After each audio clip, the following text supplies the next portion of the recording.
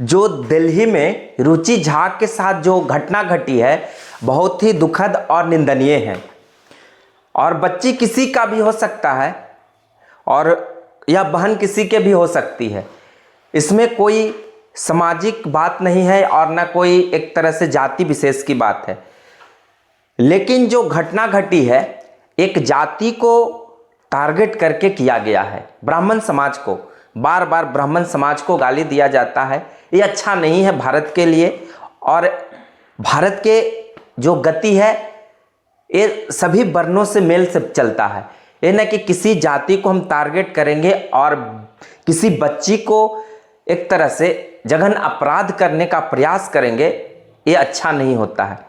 क्योंकि बच्ची मेधावी छात्रा रही है, वह जेएनयू का एक तरह से स्टूडेंट रही है और दिल्ली यूनिवर्सिटी में जब प्रदर्शन हो रहा था, एक तरह से यूजीसी जो कानून भारत सरकार लाई है, मैं शुरू से ही कहते आया हूं कि भारत सरकार जो यूजीसी कानून लाई है वह काला कानून है और उस काला कानून को सपोर्ट कर रहा था। वहाँ पर अर्बन नक्सलवाद भी कहेंगे उन लोगों को, तो कोई हमें दुख की बात नहीं होती है कि अर्बन नक्सलवाद का ही ऐसा सोच, ऐसी मानसिकता होता है कि किसी बच्ची को अगवा करके और उसके साथ वस्त्र को चीरहरण करने लगा, कपड़ा फाड़ने लगा, गला दबाने लगा। साफ वीडियो से प्रतीत होता है कि कोई वह सज्जन व्यक्ति वहाँ पर नहीं था, एक तरह से अपराधी माइंडेड व्यक्ति था। रही बात कि वह बच्ची वहाँ पर कह रही है कि आप सरकार के विरोध में प्रदर्शन कीजिए या सपोर्ट में कीजिए, लेकिन किसी कौम, किसी जाति को लेकर टारगेट नहीं कीजिए, गाली नहीं दीजिए। बार बार ब्राह्मण गाली सुनता है और ब्राह्मण के बिना किसी व्यक्ति का एक तिनका भी नहीं चलता है। शादी कराना है तो पंडित जी को बुलाना है, श्राद्ध कराना हो तो पंडित जी को बुलाना है, उसके बिना चलना भी नहीं और ब्राह्मण को गाली देना है।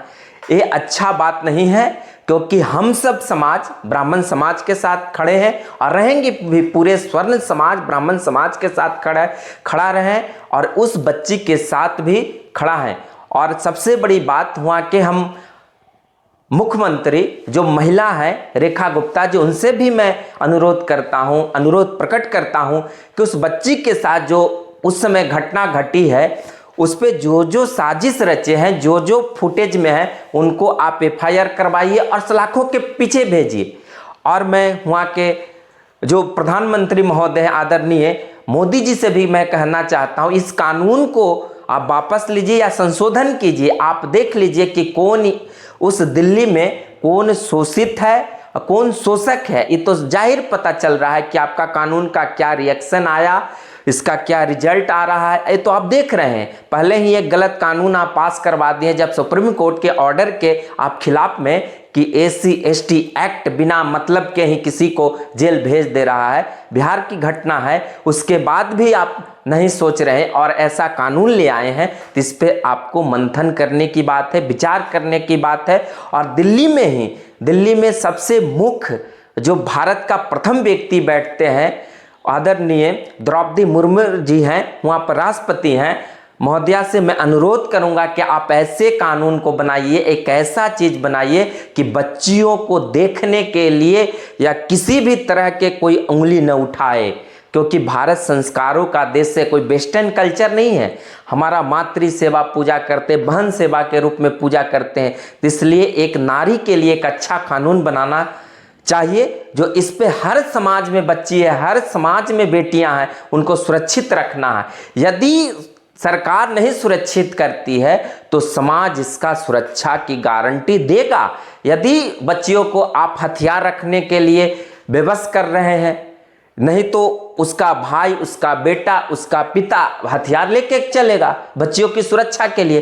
क्योंकि गीध यहाँ इतना लगा हुआ है, क्योंकि हम लोग वसुधैव कुटुंबकम का मानते हैं, लेकिन वसुधैव कुटुंबकम का मतलब यह नहीं होता कि कोई जालिम, कोई गीध हमारी मातृभूमि, हमारी बहन, हमारी बेटी की ओर गीध की तरह देखे और हम उसको ऐसे ही चुप रहे।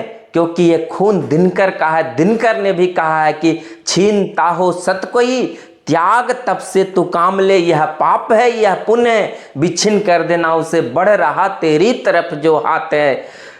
और इस यदि अगले बार से कोई बच्ची किसी भी जाति या कौम का हो, यदि बच्ची पर हाथ उठाएगा तो हाथ काटने का भी क्षमता हम लोग समाज में रखे हैं।